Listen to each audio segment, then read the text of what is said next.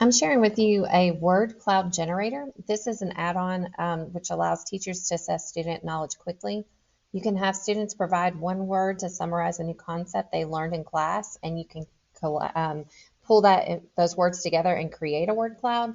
Or you can even have students summarize at the end of a lesson what I like to call is a brain dump, where they share a Google Doc to the students through the LMS system, and then students share everything they know about the topic. They just jot everything that they learned, anything, keywords, vocabulary, anything like that down, and then they can create their own word cloud that they would then share with the class.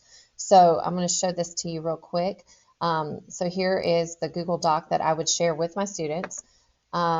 Underneath extension, they would select word cloud generator, and they can choose classic or modern. We're going to go with the classic. And down here underneath the image, the students would then add all of the information that they were going to put as their brain dump. So everything that they can think of that they learned about the topic. So if we're learning about Newton's law of motion, they may want to put all the vocabulary terms. So I've put those in. And then what I'm going to do is click refresh on the word cloud, and it's going to create the word cloud for them.